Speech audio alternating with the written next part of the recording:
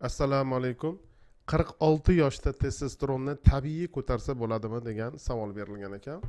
Xo'p, shu savolni bergan akamiz sizga 4 ta bemor misolida tushuntirib bermoqchiman. Sizni yoshingizdagi 80-yil, 79-chi, 81-yil atrofidagi 4 ta bemorni bizga kelib topshirgan analizlarni ochib qo'yganman.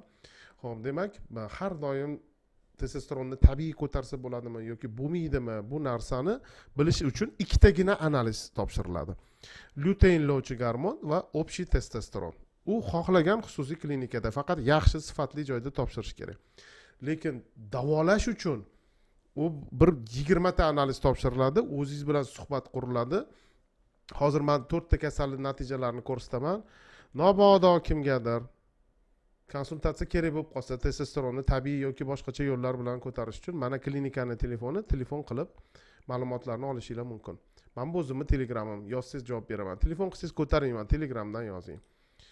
Men bu QR kodni iPhone bo'lsa prosta kamerada skanerovat qilib, Android bo'lsa QR scan degan programmada skanerovat qilib menga yozish mumkin. Bemorlarimizga qaytamiz.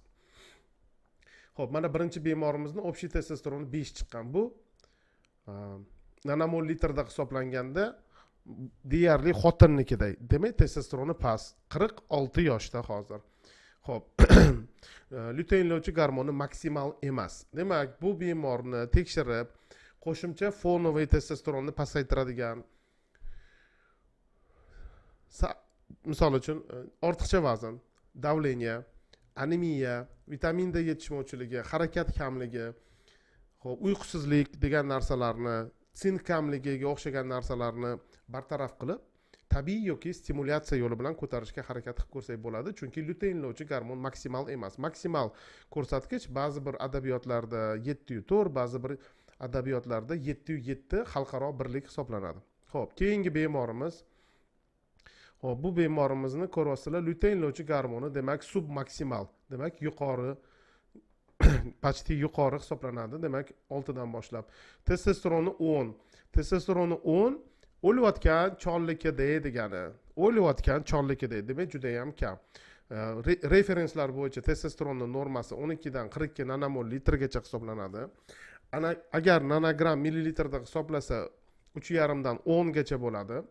Xo'p, agar buni o'sha nanogram millilitrga aylantirganimizda 3,5 dan sal pastroq chiqqan bo'lardi.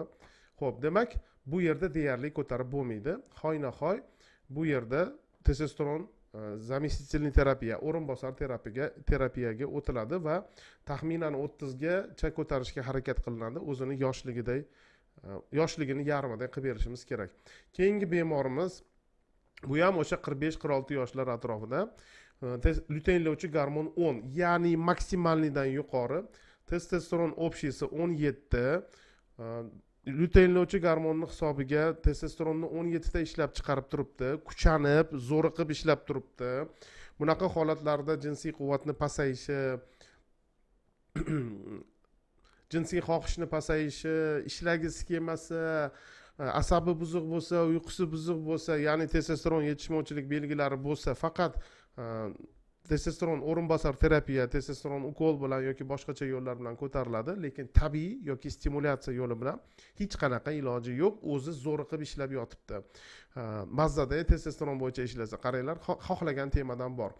Xo'p, keyingisi testosteron 7, demak, vashshe kam, o'layotgan chorligini yarmi, lyuteinlovchi gormon deyarli 20. Maksimaldan 300% ishlab chiqarsa ham testosteronni ko'tarilmayapti, tuxumlari ishlamayapti yoki tuxumini kesib tashlash kerak, baribir ishlamayapti. Sperma chiqarayotgan bo'lishi mumkin, testosteron chiqarmayapti. Tuxumini kesib tashlab transplantatsiya deydi.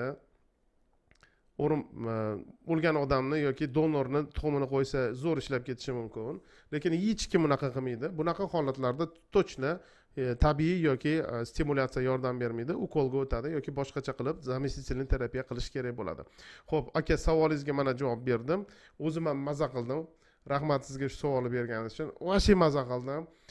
Bunaqa 4 ta kasalim borligi endi vaqtida ko'rganman, hozir bularni qayta ko'rib, вообще maza qilib bordim. Rahmat sizga shunaqa savol berganingiz uchun.